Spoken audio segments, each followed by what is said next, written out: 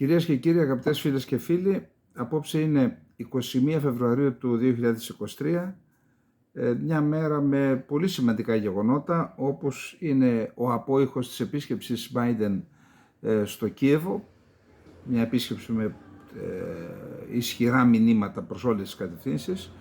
Είναι η σημερινή ομιλία του Πούτιν προς το Ρωσικό Κοινοβούλιο και αυτή με σοβαρά μηνύματα. Θα τη διαβάσουμε σχεδόν όλοι ή τα κυριότερα τέλος πάντων για να δούμε τι ακριβώς ήθελε να πει και σε ποια κατάσταση βρίσκεται αυτή τη στιγμή η Ρωσία. Είναι η επίσκεψη Μπλίνκεν στην Ελλάδα, ο απόϊχος της επίσκεψης Μπλίνκεν στην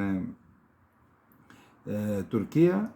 Όλα αυτά μαζί και με κάποιες άλλες είναι η σοβαρή εμπλοκή της Κίνας στο παγκόσμιο γίγνεσθε πλέον. Ένα πολύ σημαντικό άρθρο του διπλωμάτη του Ναμίκ Ναν, καταπληκτικό, το οποίο μετέφρασα και θα σας το διαβάσω. Και το ζουμί, θα κλείσουμε με το ζουμί, που είναι η δήλωση ή μάλλον το δέλεαρ που προτείνει ο Μπλίνκεν στην Τουρκία για να συνενέσει σε μια συμφωνία στην Ανατολική Μεσόγειο. Αυτή είναι η σύνοψη. Πριν ξεκινήσουμε να πω ότι ο The Golden Run έγραψε ένα σχόλιο στη χθεσινή εκπομπή. Το συνολικό ΑΕΠ των BRICS για το 2021 ήταν 24 τρισεκατομμύρια δολάρια, ενώ τον G7 41,7 τρισεκατομμύρια δολάρια. Το παγκόσμιο ΑΕΠ για το ίδιο έτος ήταν 86,9 τρισεκατομμύρια δολάρια. Εκτός το ότι οι BRICS δεν είναι κοντά στο να βρεθούν στο ίδιο επίπεδο με τους G7, πολλό δε μάλλον αν συμπεριλάβουμε την Ευρωπαϊκή Ένωση ολόκληρη, το θέμα είναι ότι η Δύση έχει όλη τη γνώση και την τεχνογνωσία του πλανήτη, όχι μόνο του σήμερα αλλά και του αύριο. Οι χώρες των BRICS είχαν ανάπτυξη λόγω της Δύσης για διάφορους λόγους. Εάν δεν συμπεριλάβουμε και την Ιαπωνία στη Δύση, τότε η διαφορά γίνεται όση έχει η Μπαρσελόνα σαν σύλλογος με αυτόν του Παναθηναϊκού. Εν πάση περιπτώσει, εγώ σας είπα ότι δεν το ξέρω το θέμα. Προσπάθησα να δω κάποια πράγματα, μετέφερα τη δήλωση Ρώσου από ένα άρθρο που έλεγε αυτά τα πράγματα. Μπορεί να έκανα λάθος, αυτά διάβασα. Ευχαριστούμε τον φίλο που το έστειλε, γιατί είπαμε ότι ναι, περιμένουμε και από τους τηλεθεατές μας και γνώση και γνώμες για να εμπλουτίζουμε τις δικές μας. Λοιπόν, πάμε λοιπόν στο πρώτο μας θέμα. Το πρώτο θέμα, μισό λεπτό λίγο. Λοιπόν, το πρώτο μας θέμα, ξεκινάμε από την Ουκρανία. Οι Ρώσοι έκαναν αρκετές επιθέσεις σήμερα. Μάλιστα σε μία βομβαρδισμούς που έκαναν στη Χερσόνα αναφέρονται 5 νεκροί και ένας αριθμός τραυματιών δεν καθορίζεται. Επίσης έχουμε βομβαρδισμούς σε όλο το μήκος του μετώπου, από το βόρειο μέτωπο μέχρι κάτω και τη Χερσόνα φυσικά. Εδαφικές διαφορές δεν υπάρχουν στα μέτωπα, υπάρχει μια στατικότητα.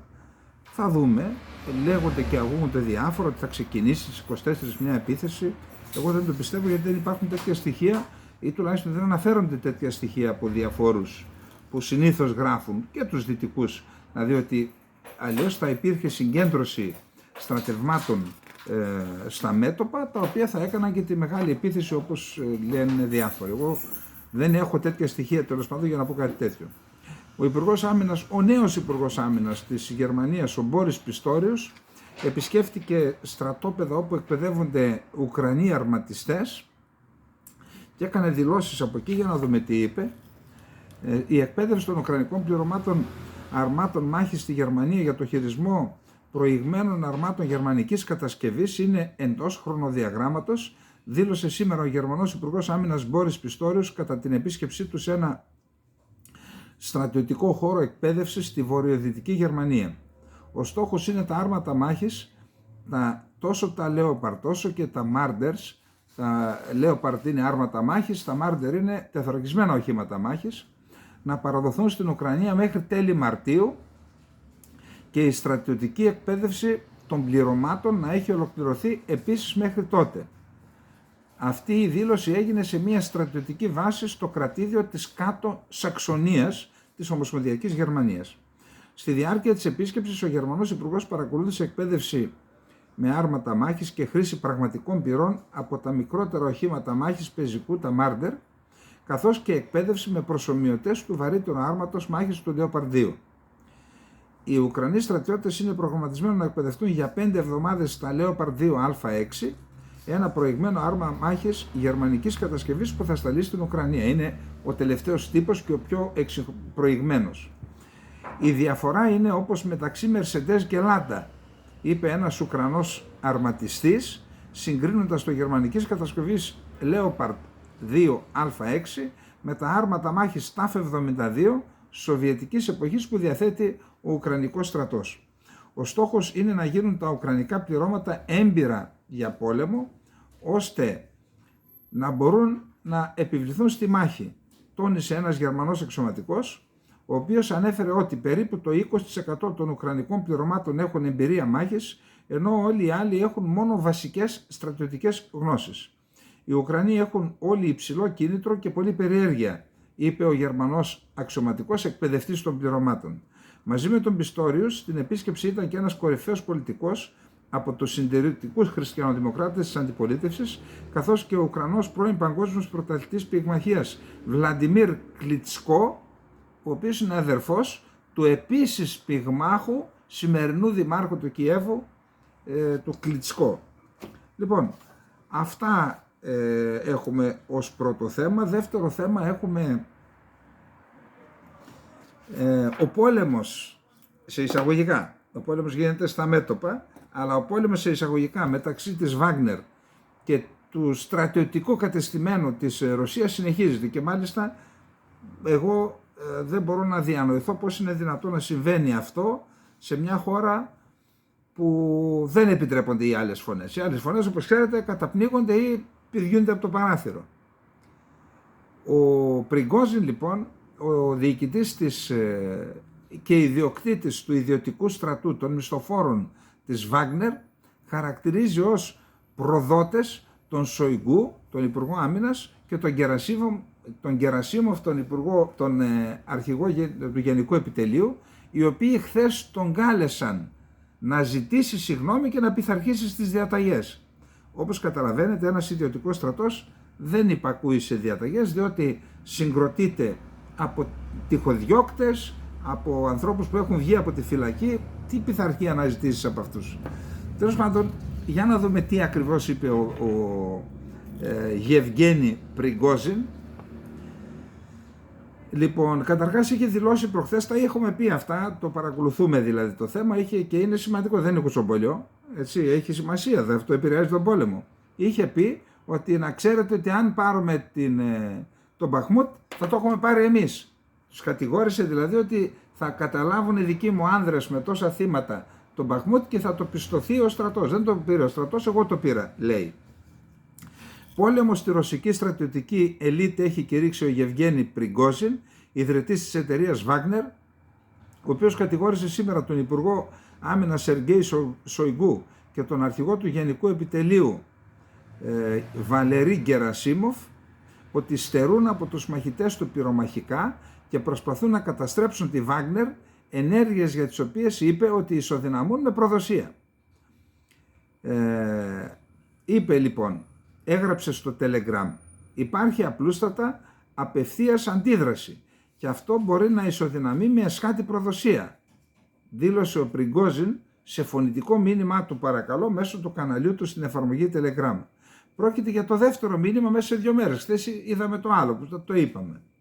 Χθες παραπονέθηκε ότι οι αξιωματούχοι, τους οποίους δεν κατονόμασε, αρνούνται εφόδια στη Βάγνερ εξαιτίας προσωπικής αντιπάθειας στο πρόσωπό του. Φανερά θυμωμένος και υψώνοντας κατά διβαστήματα τη φωνή του, θα το φάει η μαύρη μαρμάγκα αυτό μου φαίνεται, κατηγόρησε το Ρώσο Υπουργό Άμυνας Σεργέη Σοϊγκού και τον Βαλερί Γκερασίμοφ, αρχηγό των ρωσικών ενόπλων δυνάμεων, ότι προκαλούν εσκεμμένα ελλείψεις όπλων στον ιδιωτικό στρατό, για τις οποίες κατήγγειλε ότι προκαλούν, αφού δεν έχουν όπλα και πυρομαχικά, αυξημένες απώλειες μεταξύ των στρατευμάτων της Βάγνερ που πολεμούν γύρω από τον Μπαχμούτ, έχουν περικυκλώσει τον Μπαχμούτ. Ο Πριγκόζιν δήλωσε ο αρχηγός του Γενικού Επιτελείου και ο Υπουργός Άμυνας δίνουν δεξιά-αριστερά διαταγές, όχι μόνο να μην δίνονται πυρομαχικά στη Βάγνερ, αλλά και να μην την βοηθούν με αερομεταφορές. Εδώ και μήνες ο Πριγκόζιν επικρίνει τους στρατιωτικούς διοικητές για αυτό που αποκαλεί ανεπάρκεια. Ο επικεφαλής της Βάγνερ έχει δηλώσει πως το Υπουργείο Άμυνας προσπαθεί να πιστωθεί τις επιτυχίες της Βάγνερ γύρω από τον Μπαχμούτ.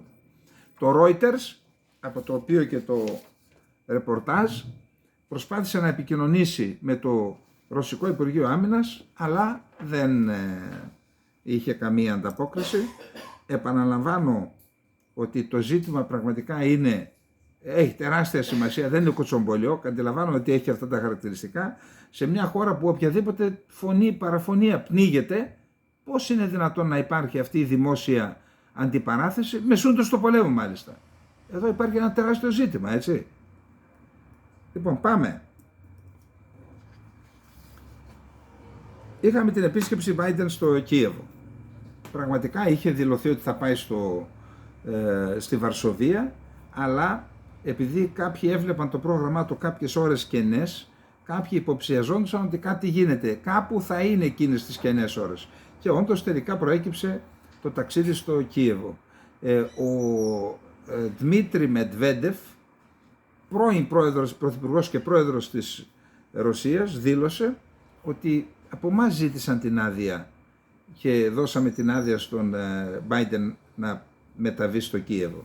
Τώρα εκτιμώ ότι αυτό είναι μια υπερβολή, απλά τους ενημέρωσαν, προσέξτε, μην γίνει καμιά στραβή και καταρρύψετε το αεροπλάνο που μεταφέρει ή κάντε κάποιο βομβαρδισμό ενώ είναι εκεί ο Biden, διότι αυτό θα σημάνει παγκόσμιο πόλεμο. Τώρα αυτό ο άλλος το εξέλαβε ως άδεια. Εν πάση περιπτώσει, εγώ πιστεύω ότι υπήρχε ενός είδους συνεννόηση. Τώρα, τι μηνύματα? Υπάρχουν και δημοσιεύματα που λένε ότι πιθανόν να έδωσε μήνυμα και στον ίδιο το Μετβέντεφ, ότι κάνε την αντεπίθεσή σου, αν πετύχεις καλώς, αν δεν πετύχεις δεν μπορούμε να σε ισχύουμε εσαΐ. Πιθανόν να έδωσε και ένα τέτοιο μήνυμα.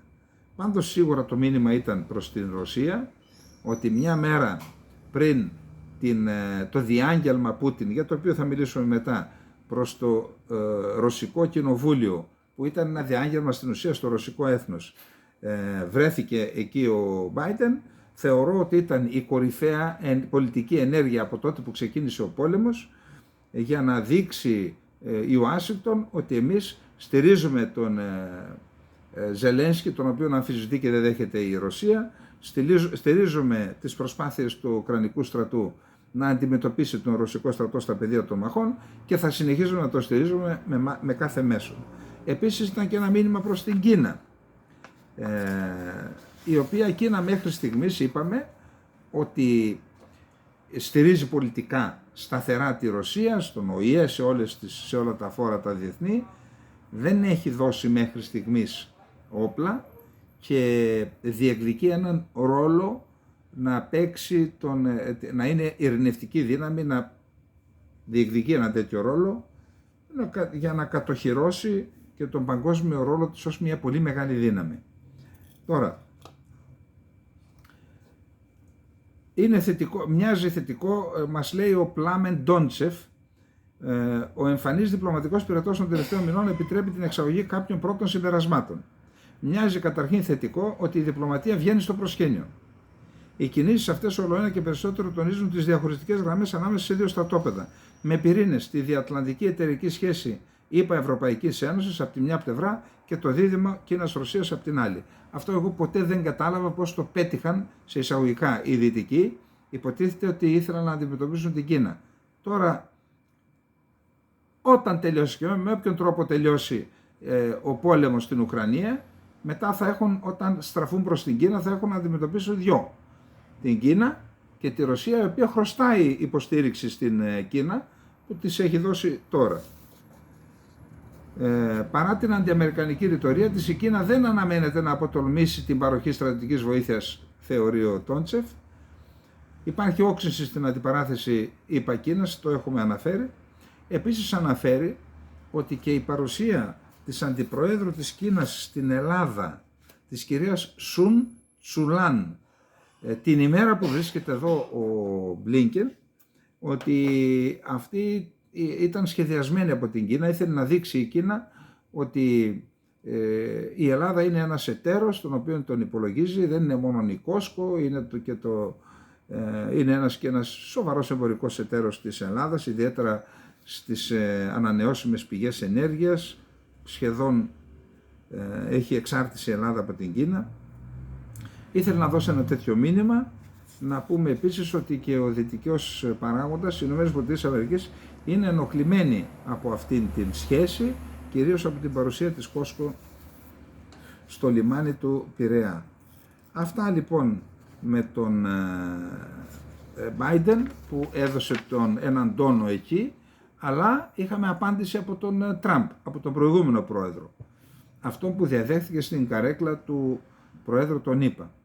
Ο πρόεδρος των ΗΠΑ, Τζο Μπάιντεν, με την πολιτική του απέναντι στην Ουκρανία, μπορεί να οθεί την ανθρωπότητα προς ένα τρίτο παγκόσμιο πόλεμο, ισχυρίστηκε σήμερα Τρίτη ο προκάτοχός του Ντόναλντ Τραμπ. Έγραψε στο λογαριασμό του, σε ένα δικό του μέσο κοινωνικής δικτύωσης που δημιούργησε ο Τραμπ, το Truth Social. Αν ακολουθήσετε και κατανοήσετε τα βήματα που κάνει ο Biden σχετικά με την Ουκρανία, θα δείτε ότι συστηματικά, αλλά ίσως ασυνείδητα, μας σωθεί προς αυτό που σύντομα θα μπορούσε να γίνει ένας τρίτος παγκόσμιος πόλεμος. Δεν είναι τρελό? Αυτό έγραψε και είπε, μιλώντας σε συγκέντρωση στη Φλόριντα, λέμε τι Λοζάνη, τι Κοζάνη, τι Φλόρινα, τι Φλόριντα, έτσι. Τι έκαναμε, κάναμε και σαρδάμ, μας συγχωρείτε. Λοιπόν, μιλώντας σε συγκέντρωση της Φλόριντα τη χθες Δευτέρα, είπε ότι αν επανεκλεγεί στη θέση του επικεφαλής της Αμερικανικής διοίκησης, θα καλέσει αμέσως τον Ρώσο πρόεδρο Βλαντιμίρ Πούτιν και τον Ουκρανό ομόλογό του Βολοντιμίρ Ζελένσκι και θα κανονίσει συνάντηση για να επιληθεί η κατάσταση γύρω από την Ουκρανία το συντομότερο δυνατό. Ο Τραμπ έχει ήδη αρχίσει επισήμως την εκστρατεία του για να επιστρέψει στο Λευκό Οίκο στις εκλογές που θα γίνουν Νοέμβριο του 2024, σε 1,5 χρόνο δηλαδή.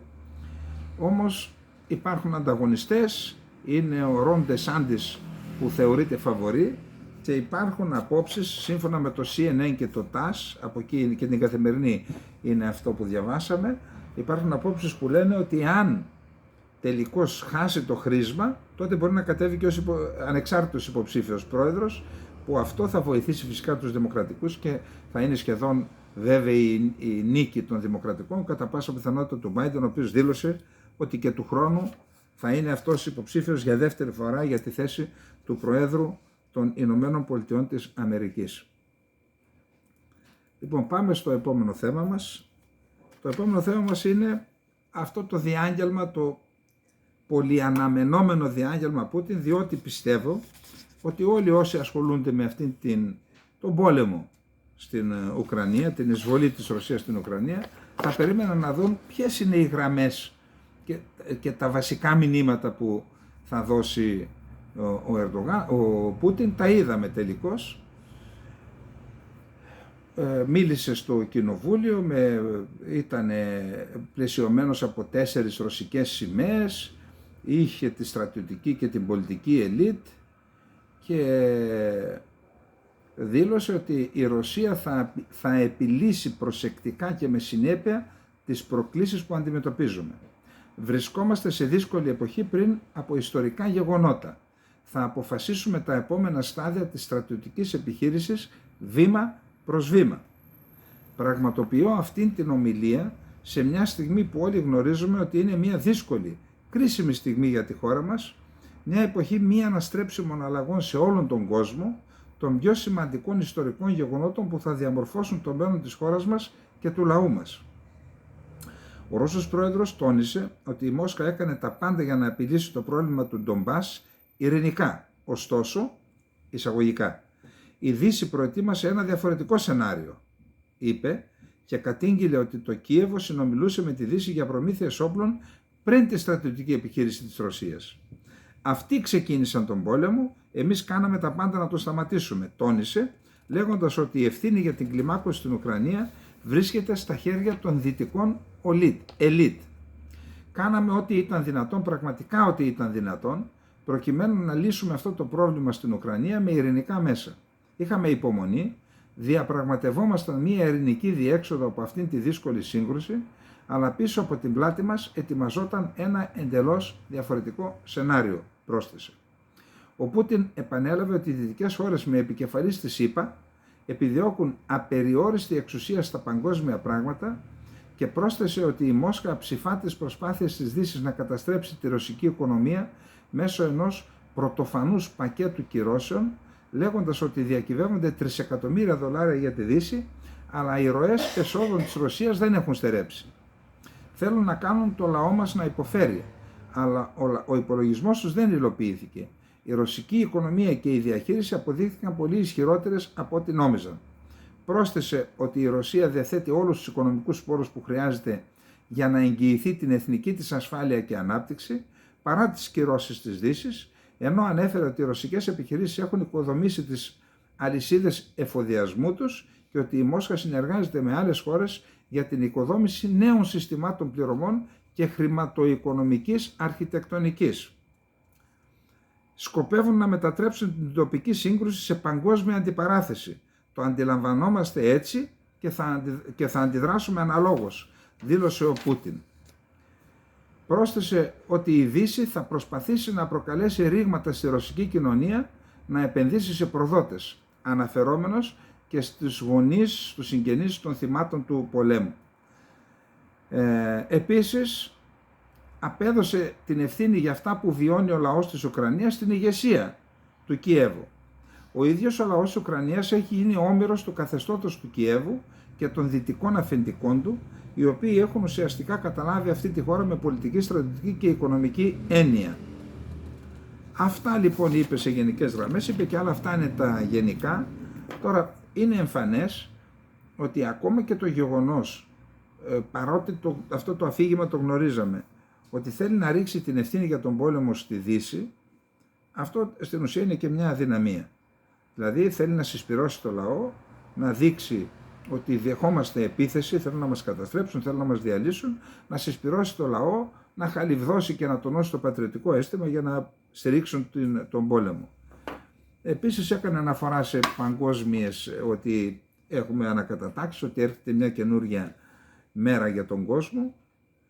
Τέλος πάντων, θεωρώ ότι δεν είχε ιδιαίτερα μηνύματα που να μας δίνουν κάτι καινούριο για το που το πάει η Ρωσία, με δεδομένο ότι είχε προαναγγελθεί από τον Λαυρόφ η υιοθέτηση ενός νέου δόγματος εξωτερικής πολιτικής. Τέτοια πράγματα δεν είδαμε, τουλάχιστον στην μετάφραση που έγινε, αυτό το πήραμε από το... Μισό λεπτό λίγο.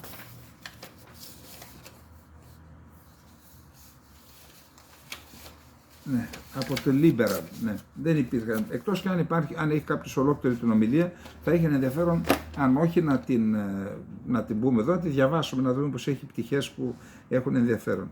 Να δούμε τι απάντησε η Δύση, είχαμε αντιδράσεις.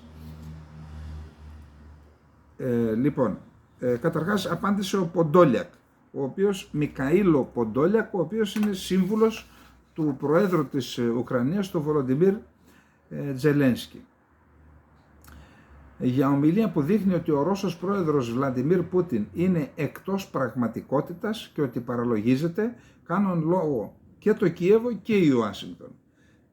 Σε δηλώσεις του, ο Μικαήλο Ποντόλιακ, σύμβολος του Προέδρου της Ουκρανίας Βολοντιμίρ Ζελένσκι, υποστήριξε ότι ο Πούτιν έχει χάσει την επαφή με την πραγματικότητα.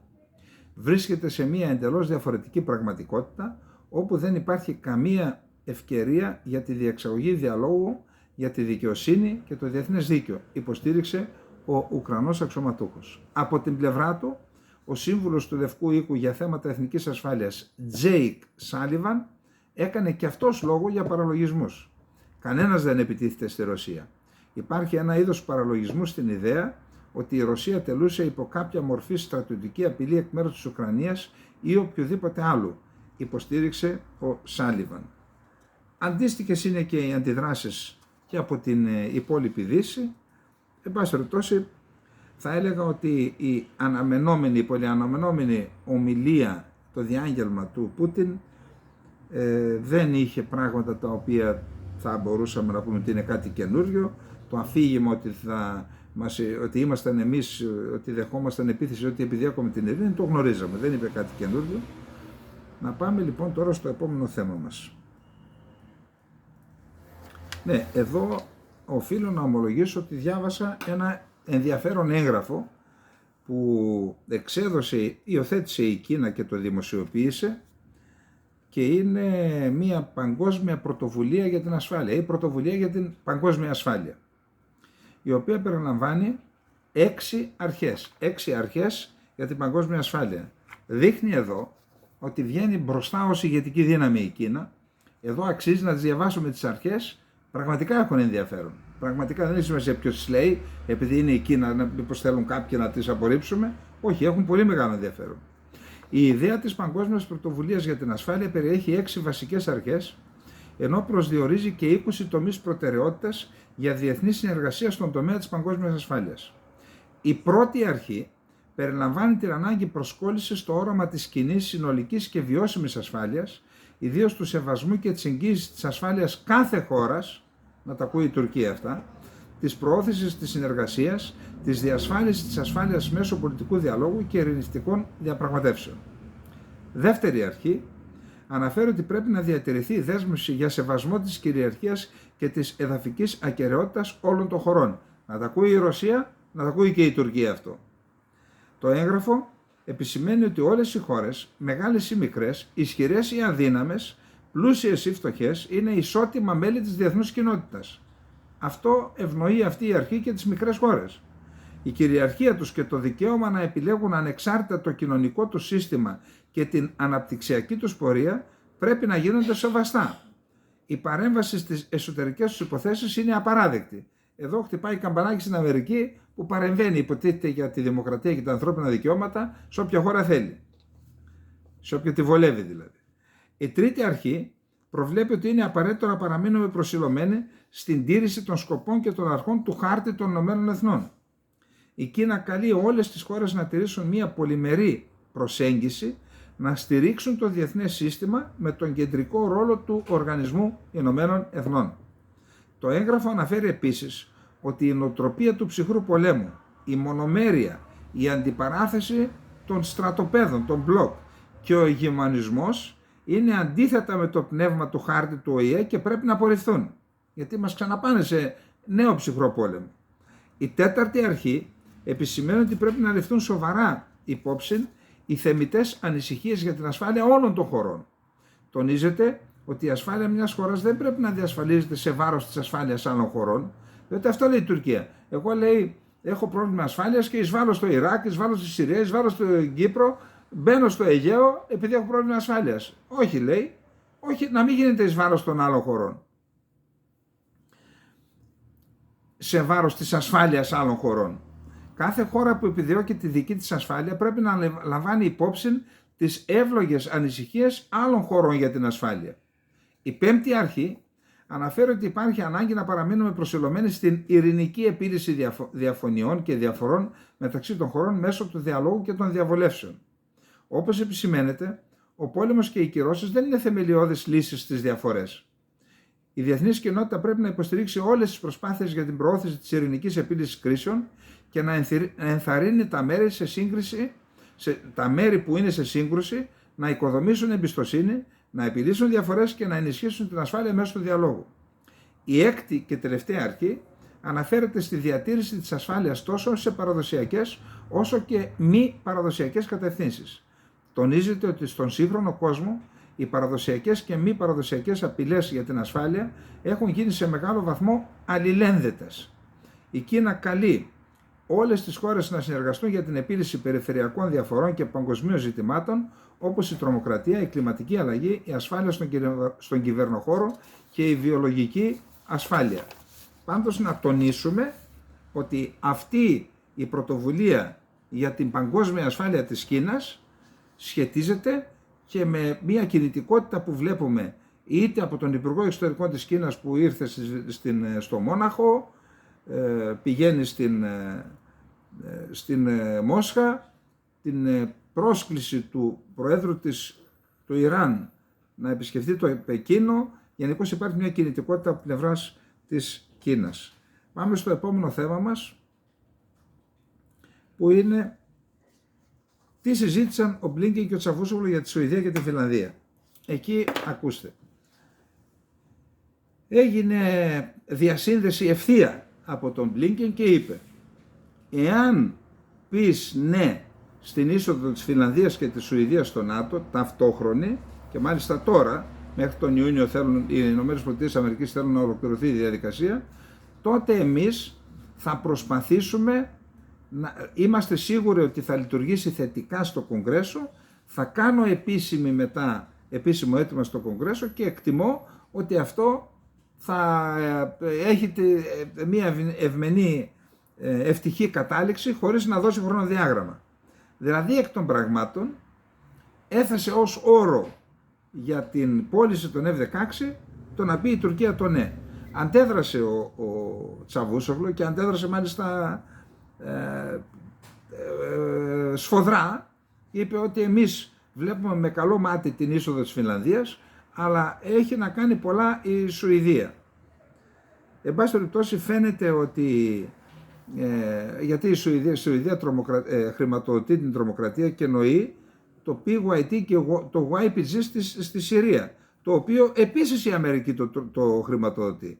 Αλλά χτυπώντας τη Σουηδία έθελαν χτυπάμε το γάιδαρο για να ακούσει χτυπάμε το σαμάρι για να ακούσει ο γάιδαρος, έτσι. Συγγνώμη, δεν εννοώ τώρα την παροιμία λέω.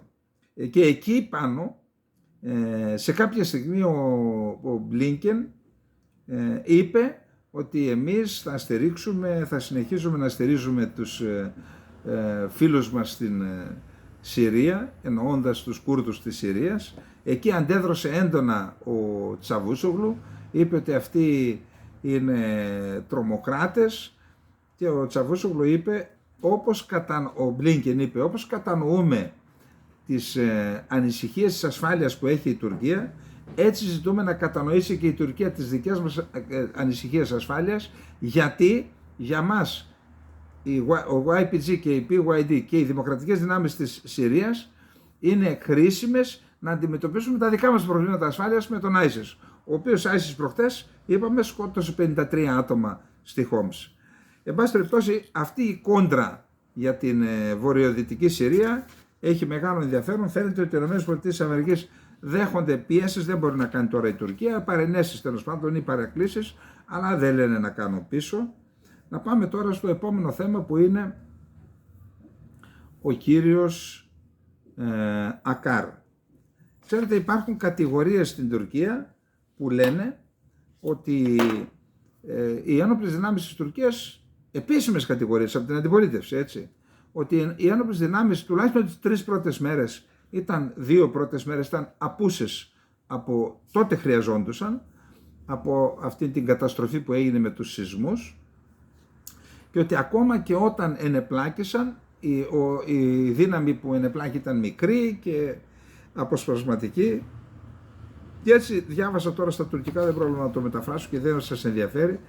Έκανε μία έκθεση ο Ακάρ και την έδωσε στη δημοσιότητα και λέει με βάση την έκθεση που έδωσε στη δημοσιότητα, 4 και 17 έγινε ο σεισμός στο Παζαρτζίκ, 4 και 30 έδωσε το Υπουργείο Άμυνας και ο αρχηγός, το ΓΕΘΑ, το Γενικό Επιτελείο, εντολή να έχουν ετοιμότητα όλες οι μονάδες, και δόθηκε εντολή ετοιμότητας για δράση στην ταξιαρχία που έχει έδρα το Μαμάκ στην Άγκυρα για τέτοιες καταστάσεις.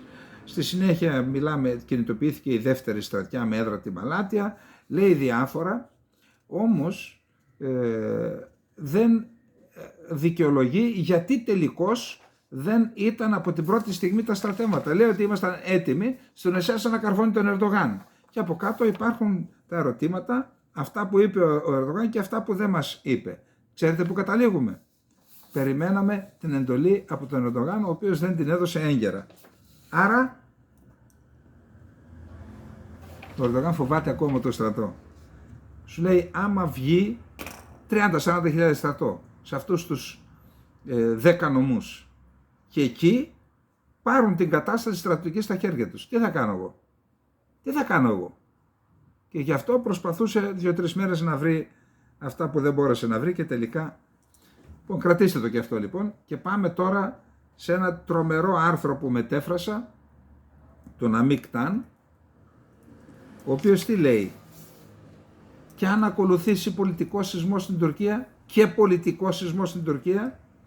Ακούστε, πολλά από αυτά που θα διαβάζουμε τα έχουμε πει εδώ, αλλά ξέρετε τι γίνεται? Έχει σημασία να τα λέει ένας Τούρκος διπλωμάτης. Διότι εγώ μπορεί να πει κάποιος ότι ο Καλυτερίδης είναι, τα λέει σαν Έλληνας, ότι ερμηνεύει όπως θέλει τις εξελίξεις. Για να δούμε τι λέει ένας Τούρκος. Οι καταστροφές από τους σεισμούς επέπεσαν στη χώρα σαν εφιάλτης. Η άνευ προηγουμένου απώλεια ζώων και περιουσιών ράγισε τις καρδιές όλων. Η υποδειγματική ανικανότητα των ανθρώπων και των φορέων που ήταν υπεύθυνοι για την επούλωση των πληγών οδήγησε σε περαιτέρω ταλαιπωρία. Κάποια γεγονότα πλέον έχουν γίνει προφανή. Ο σεισμός έδειξε σε όλους πόσο βαρύ είναι το κόστος της διοίκησης μιας χώρας, με την κενή ρητορική του που μας έλεγε ότι θα βγούμε μέχρι το διάστημα, θα καταλάβουμε το διάστημα. Αποκάλυψε την πλάνη του καθορισμού στόχων πέρα από την τρέχουσα κρατική ικανότητα της χώρας. Αποκάλυψε τη σημασία των θεσμών, της αξίας της κοινής λογικής και της επιστήμης. Κατέστησε δυνατό να δούμε για άλλη μια φορά πόσο θα κόστιζε η απόκλιση από τον νόμο, την ηθική και τη δικαιοσύνη στην κρατική διοίκηση. Πόσο κόστισε δηλαδή. Επίσης, αυτός ο σεισμός έδειξε ότι δεν είναι δυνατόν να κρύψουμε την έκταση της καταστροφής. Αν μπορούσαν θα το έκαναν, ο Ερντογάν θα το έκανε. Ούτε οι πολιτικοί αξιωματούχοι δεν μπορούσαν πλέον να κρύψουν τις ευθύνες τους και την πραγματική τους ταυτότητα τόσο εύκολα όσο το έκαναν σε άλλες περιπτώσεις. Ο σεισμός έδειξε ότι το τίμημα των αλλεπάλληλων νομιμοποιήσεων των αυθαιρεσιών των κτηρίων πληρώθηκε με τις ζωές δεκάδων χιλιάδων ανθρώπων. Αποκάλυψε το πραγματικό πρόσωπο της οικοδομικής βιομηχανίας, η οποία εκφυλίστηκε για μεγαλύτερο κέρδος. Το επιχείρημα ήταν γραφτό της μοίρας, είναι υπότιτλος. Είναι δυνατόν να απαριθμίσουμε δεκάδες ακόμα από τα λάθη που μας έκαναν να έλθουμε αντιμέτωποι με ένα τόσο μεγάλο πρόβλημα. Ωστόσο, αυτό δεν βοηθά στην επίλυση των προβλημάτων μας που τείνουν να γίνουν χρόνια. Πρώτα απ' όλα, πρέπει να καταλάβουμε ότι όσο δεν αντλούνται τα σωστά διδάγματα από αυτό που συνέβη, όσο δεν λογοδοτούν οι υπεύθυνοι και όσο συνεχίζουμε να καλύπτουμε τα λάθη μας με αντιεπιστημονικούς όρους, όπως το επιχείρημα των κυβερνητικών ότι ο σεισμός και οι καταστροφές ήταν γραφτό της μοίρας μας, είναι αναπόφευκτο ότι στο μέλλον θα ξαναζήσουμε τα ίδια που ζούμε αυτές τις μέρες.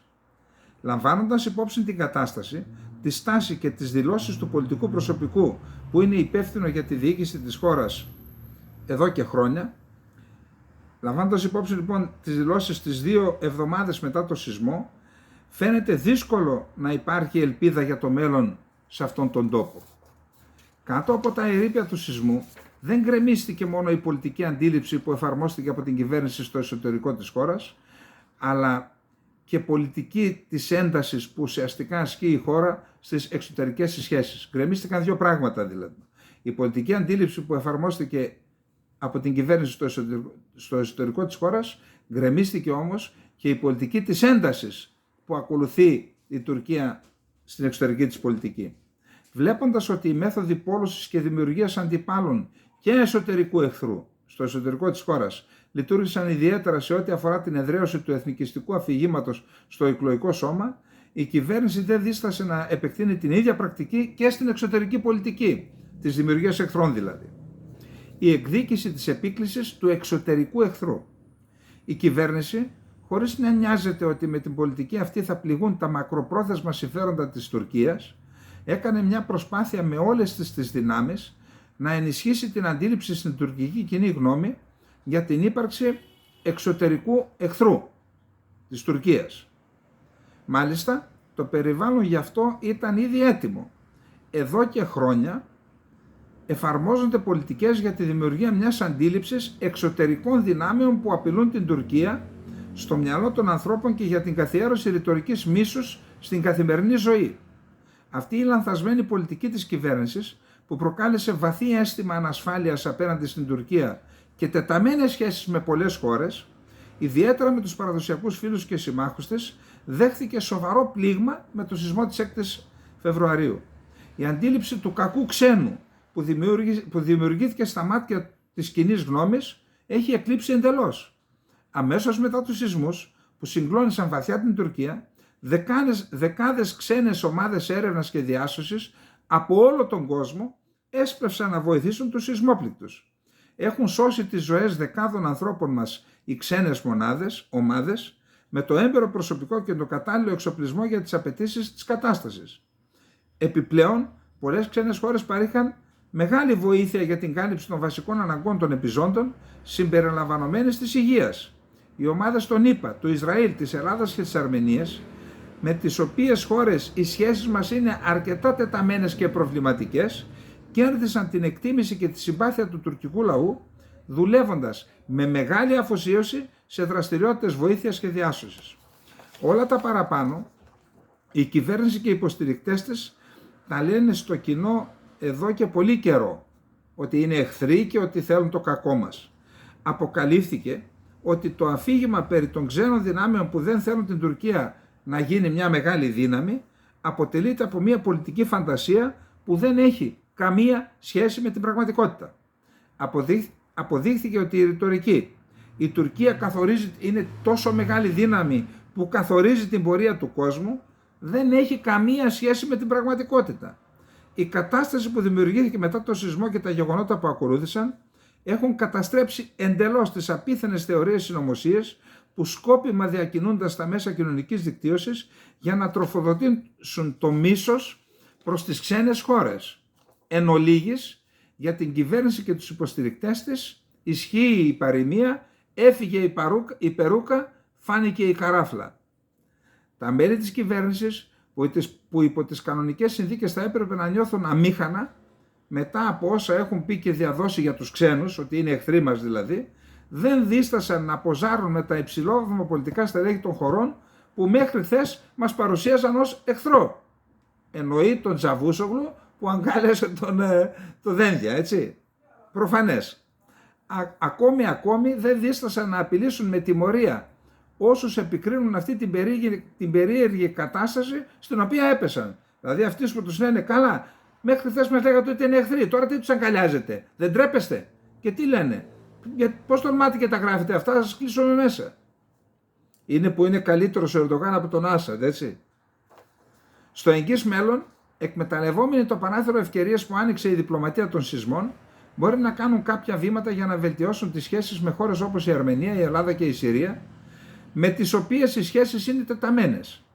Ωστόσο, δεν θεωρώ πολύ πιθανό ότι αυτά τα βήματα θα αποφέρουν διαρκή αποτελέσματα. Αυτό είναι ένα μήνυμα από ένα διπλωμάτη εμπειρότατο στην κυρία Μπακογιάννη, στον κύριο Δένδια, στον κύριο Μητσοτάκη, που είναι σε ροζ συννεφάκια. Να το ξαναπώ. Ωστόσο, δεν θεωρώ πολύ πιθανό ότι αυτά τα βήματα θα αποφέρουν διαρκεία, ότι θα έχουν διάρκεια δηλαδή. Γιατί η δυσπιστία που έχει δημιουργηθεί από τις λανθασμένες πολιτικές που εφαρμόζονται εδώ και χρόνια απέναντι σε αυτές τις χώρες είναι πολύ βαθιά. Λογικό είναι. Η κυβέρνηση που ζει στο δικό της φανταστικό κόσμο δεν έχει καν καταλάβει τις διαστάσεις της αναξιοπιστίας και της ανασφάλειας που προκαλεί η ίδια στον έξω κόσμο. Πέστα ρε, δεν μπορώ να σε πω χριστιανέ, βρε μουσουλμάνε, πέστα. Το ζήτημα της αναξιοπιστίας είναι σοβαρό. Επιπλέον, η σημερινή κυβέρνηση έχει χάσει εντελώς την αξιοπιστία της στα μάτια των διεθνών ομολόγων της. Για το λόγο αυτό, δεν νομίζω ότι είναι δυνατόν η κυβέρνηση, η οποία ήδη εμφάνιζε σοβαρή αδυναμία στη διοίκηση πριν από το σεισμό, να πείσει τους ξένους ομολόγους της ότι μπορεί να διαχειριστεί σωστά την μετασεισμική περίοδο. Εδώ είναι το δυνατό κομμάτι του χαρτιού. Προσέξτε.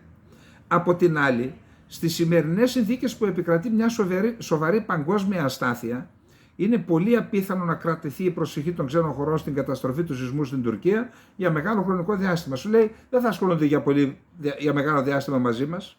Για παράδειγμα, δεν πρέπει να μας εκπλήξει το γεγονός ότι το δράμα που βιώθηκε στην Ουκρανία λόγω της ρωσικής κατοχής θα έρθει και πάλι στο προσκήνιο της διεθνούς ατζέντας πολύ σύντομα.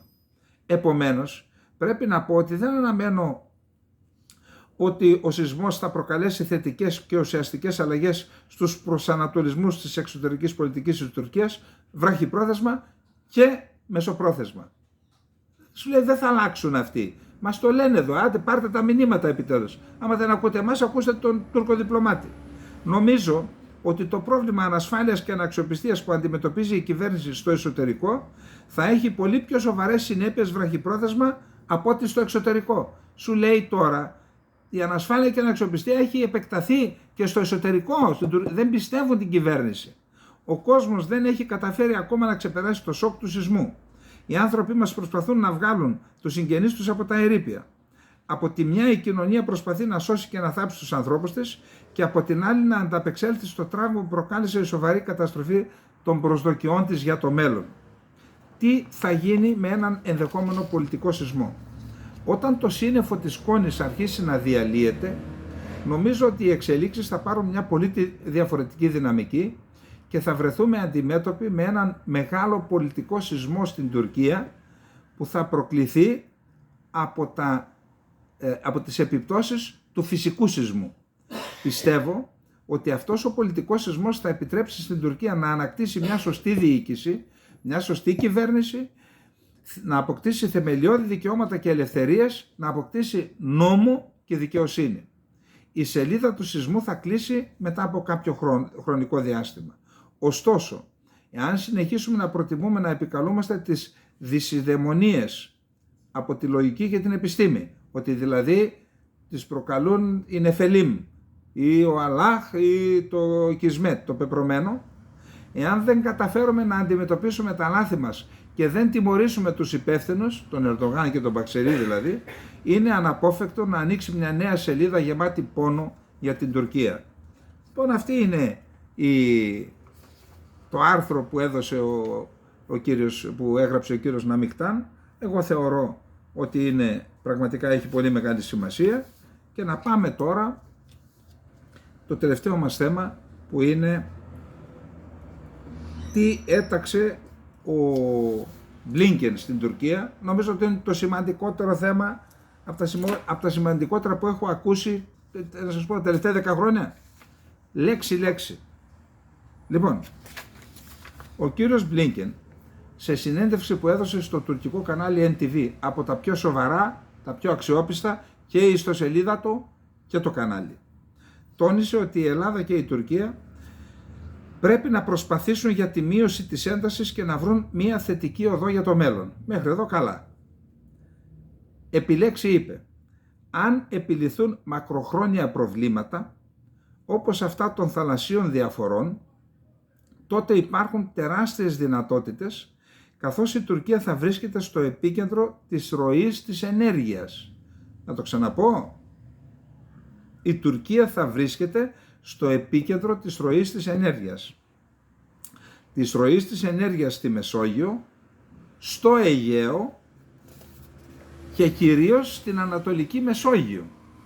Η Τουρκία θα έχει τεράστιο όφελος στο να βρίσκεται στο επίκεντρο της ροής της ενέργειας από τη Βόρεια Αφρική στην Ευρώπη. Δηλαδή, Αιγαίο, Ανατολική Μεσόγειο, που είναι και η Μέση Ανατολή μέσα, και Βόρεια Αφρική μέσω Τουρκίας στην Ευρώπη.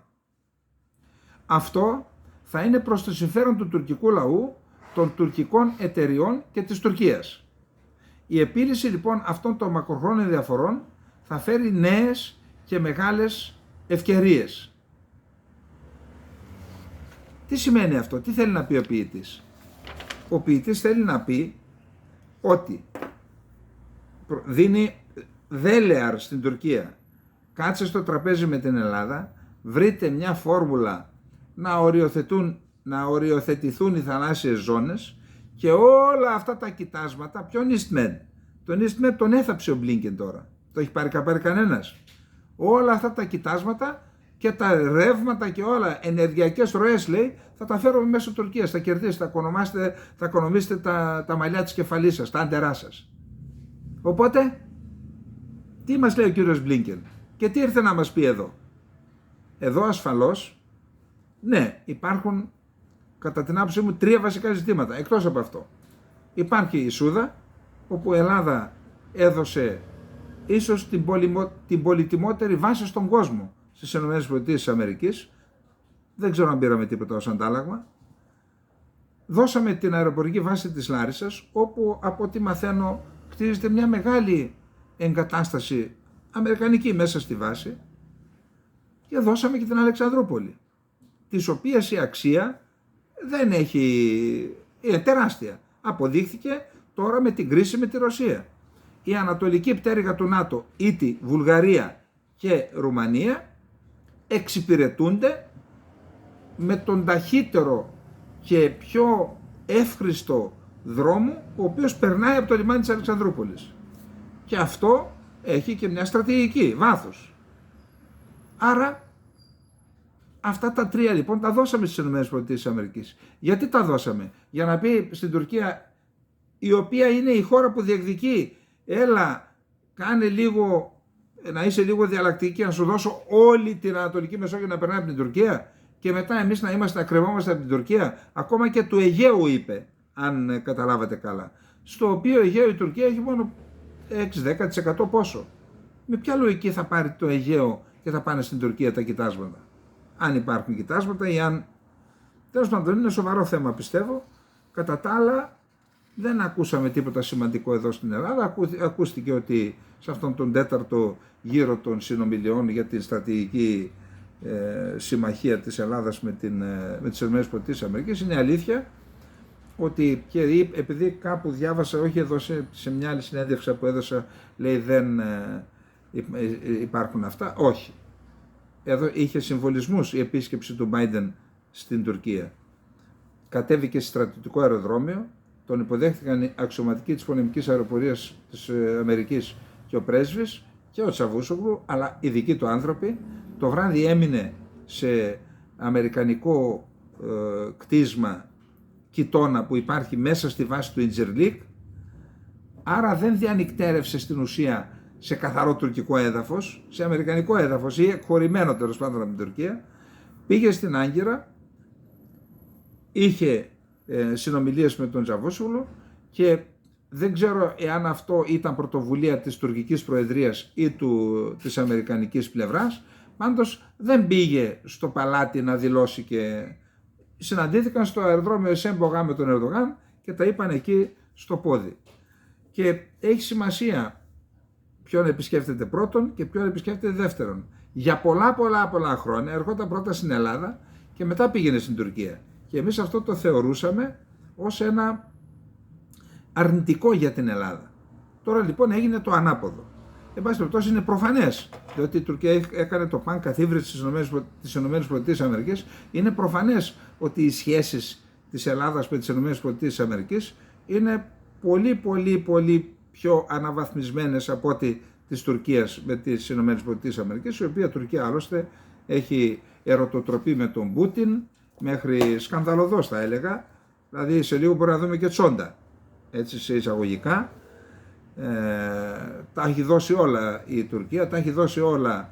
Είναι σωσίβιο η Τουρκία και ο Ερντογάν για τον Πούτιν και τη Ρωσία με τις οικονομικές κυρώσεις, και η Ρωσία είναι σωσίβια για τον Ερντογάν και για την κυβέρνησή του με τα δεκάδες δισεκατομμύρια δολάρια που εισέρευσαν είτε φανερά είτε κρυφά στην τουρκική οικονομία και την κρατάνε όρθια, αλλά και για τον ίδιο τον Ερντογάν με φτηνή ενέργεια που έδωσαν οι Ρώσοι και με τα συστήματα αυτά τα γνωστά που υπάρχουν με τους λογαριασμούς, τους χιλιάδες λογαριασμούς στα μέσα κοινωνικής δικτύωσης, που τα έχει θέσει ήδη στη διάθεση του Ερντογάν η Ρωσία, η Βάγνερ και όλοι αυτοί, για να μπορέσει να επηρεάσει την τουρκική κοινή γνώμη, η οποία, όπως είπαμε, στην οποία υπάρχει και εκεί ένας πολιτικός σεισμός που θα οδηγήσει σε ανατροπή. Λοιπόν, αυτά είχαμε να πούμε και στην απόψινή μας εκπομπή. Πιο σημαντικό απ' όλα για την πατρίδα μας θεωρώ αυτά που είπε ο Μπλίνκεν στο τουρκικό κανάλι NTV. Νομίζω ότι αν τελικώς αυτά τα ζητήματα προχωρήσουν, θα χαράξουν και το μέλλον της περιοχής μας. Λοιπόν, θέλω να τα ξαναπώ και να κλείσω. Λοιπόν, να δούμε πού είναι αυτό. Εδώ είναι. Λοιπόν, προσέξτε. Εάν επιληθούν μακροχρόνια προβλήματα, όπως αυτά των θαλασσίων διαφορών με την Ελλάδα, τότε υπάρχουν τεράστιες δυνατότητες, καθώς η Τουρκία θα βρίσκεται στο επίκεντρο της ροής της ενέργειας. Της ροής της ενέργειας στη Μεσόγειο, στο Αιγαίο και κυρίως στην Ανατολική Μεσόγειο. Κυρίως στην Ανατολική Μεσόγειο. Η Τουρκία θα έχει τεράστιο όφελος στο να βρίσκεται στο επίκεντρο της ροής της ενέργειας από τη Βόρεια Αφρική στην Ευρώπη. Αυτό θα είναι προς το συμφέρον του τουρκικού λαού, των τουρκικών εταιριών και της ίδιας της Τουρκίας. Η επίλυση λοιπόν αυτών των μακροχρόνιων διαφορών με την Ελλάδα, δεν το λέει αλλά αυτό εννοεί, θα φέρει νέες και μεγάλες ευκαιρίες στην Τουρκία. Λοιπόν, να ακούσουν οι τηλεθεατές μας, να ακούσουν και όσοι δεν το άκουσαν και αυτοί που αποφασίζουν και χαράσουν το μέλλον της πατρίδας μας, να ακούσουν και να προετοιμαστούν. Επειδή ορισμένοι μου λένε να κάνω και ορισμένες σχόλια για αυτά που είπε η κυρία Ντόρα Παγκογιάννη στην εκπομπή του Γιώργου Σαχίνη, τη ρώτησαν αν είναι υπέρ της εκμετάλλευσης στην Ανατολική Μεσόγειο και είπε ότι εγώ, λέει, δεν έχω ταμπού. Σαν να έλεγε είμαι υπέρ. Εδώ θέλω να ξεκαθαρίσω κάτι κυρίως για τους δικούς μας τηλεθεατές. Ακούστε, υπάρχουν δύο έννοιες. Η μία είναι συνεκμετάλλευση και η μία είναι συνδιαχείριση. Υπέρ της συνεκμετάλλευσης είμαι και εγώ. Όμως τι σημαίνει συνεκμετάλλευση? Συνεκμετάλλευση είναι οριοθετούν δύο χώρες μεταξύ τους και αν πάνω στην όριο γραμμή υπάρχει ένα κοίτασμα το οποίο βρίσκεται κατά 35% στη μία πλευρά και το υπόλοιπο 65% στην άλλη, τότε εκεί γίνεται συνεκμετάλλευση. Είναι τρελό να μπουν δύο εξέδρες. Μπαίνει μία εξέδρα με βάση συμφωνία και από τα έσοδα το 35% παίρνει μία και το 65% παίρνει η άλλη. Αυτό έχει γίνει, γίνεται στο Κατάρ, μεταξύ Κατάρ και Ιράν, στο Πάρς 1 νομίζω. Ένα τεράστιο κοίτασμα που καταθέτει τα λεφτά το Κατάρ για το Ιράν, το μερίδιό του δηλαδή, τα καταθέτει και υποφελείται το Ιράν. Άρα η συνεκμετάλλευση, να μην τη φοβόμαστε, προϋπόθεση όμως είναι να έχει οριοθετηθεί. Έτσι έγινε και μεταξύ Λιβάνου και Ισραήλ. Η συνδιαχείριση είναι ο μεγάλος κίνδυνος. Τι σημαίνει συνδιαχείριση? Συνδιαχείριση σημαίνει ότι σε μια περίοδο που υπάρχει αδυναμία οριοθέτησης, έτσι το λένε τώρα, την απαράδεκτη συμπεριφορά της Τουρκίας, έτσι τη λένε, εκεί λοιπόν θα προσπαθήσουν να πείσουν, επειδή πραγματικά είναι δυσεπίλητο το θέμα. Γιατί είναι δυσεπίλητο? Διότι η Τουρκία δεν λέει, ναι, πάμε στη Χάγη, αλλά από πού θα κρατήσουμε, λέει, ως βάση για οριοθέτηση? Αυτή θέλει την υπηρετική Ελλάδα, διότι τα νησιά δεν έχουν υφαλοκρηπίδα. Μας το λέει, μας το είπε και με το τουρκολιβικό μνημόνιο. Επίσης, και να έχουν τα νησιά. Από ποια νησιά? Αυτά τα νησιά δεν σου ανήκουν, σου λέει. Άρα τι θα βάλει ως προϋπόθεση? Ελάτε να δούμε τι ανήκει σε εσάς πρώτα και μετά να πάμε να οριοθετήσουμε. Ποιος Έλληνας θα δεχθεί να συνομιλήσουμε με την Τουρκία αν η Ινούσες είναι ελληνικό ή τουρκικό νησί? Θα τρελαθούμε τώρα? Άρα το πρόβλημα είναι άλυτο. Θα λυθεί μόνο με έναν τρόπο, τον οποίο δεν θέλω να τον πω. Και εκεί λοιπόν έρχεται η ιδέα της συνδιαχείρισης, δηλαδή λέει γιατί να τα χωρίσετε ρε παιδιά, ελάτε εδώ, αφού υπάρχει πλούτος 50-50 ή να πάρει η Ελλάδα 60, η Τουρκία 40 ή 65 η Ελλάδα, 35 η Τουρκία. Και θα προσπαθήσουν να δελεάσουν έτσι τις κυβερνήσεις και μέσα από τους εγκάθετους, αυτούς οι οποίοι κάνουν την προπαγάνδα για τον πόλεμο στην Ουκρανία, την προπαγάνδα για τα διάφορα ζητήματα, αυτούς θα τους βάλουν για το σχέδιο Ανάν. 150 εκατομμύρια δολάρια χάλασαν για να πείσουν τον κόσμο στην Ελλάδα και στην Κύπρο. Όλους αυτούς θα τους βάλουν να μας πείσουν τι ωραία είναι να κάνουμε συνδιαχείριση. Όμως ποιο είναι το πρόβλημα? Ότι όταν κάνεις συνδιαχείριση, όταν κάποιος πλέον αποκτά δικαιώματα νομής σε μια περιοχή, αυτό συνιστά στην ουσία αναγνώριση και κυριαρχικών δικαιωμάτων. Δηλαδή θα βάλουμε σε ένα κοίτασμα που θα είναι 6, 7, 10 μίλια από τις ακτές της Πιερίας ή της Ευβοίας, η Τουρκία θα παίρνει δικαιώματα. Έτσι, ή για την Ανατολική Μεσόγειο η Τουρκία δεν πρόκειται να μας δεχθεί εμάς εκεί, μας έχει αποκόψει, όπως και η Αίγυπτος με αυτή την κολοβή την συμφωνία που κάναμε. Άρα Αυτό ήταν ένα που είπε η Ντόρα, και το δεύτερο, όταν τη ρώτησα για τα 12 μίλια, λέει όχι τώρα. Πότε? Εντάξει, γιατί δεν μας λέτε πότε? Από το 1982 υπογράφηκε η συμφωνία, από το 1994-1995 είπαμε ότι τέθηκε σε εφαρμογή. Πότε? Και γιατί δεν μας λέτε ότι αν η Ελλάδα είχε βρει τον τρόπο και το θάρρος να κάνει τα 12 μίλια, ότι η Τουρκία δεν θα είχε πεδίο να αναπτύξει τις διεκδικήσεις της? Ότι αυτή η ολιγορία και η δειλία των κυβερνήσεων έφερε τις διεκδικήσεις της Τουρκίας έξω από το φάληρο. Λοιπόν, αυτά. Θα δούμε λοιπόν τι επιδράσεις θα έχουν και η επίσκεψη Δένδια, αλλά και η δήλωση και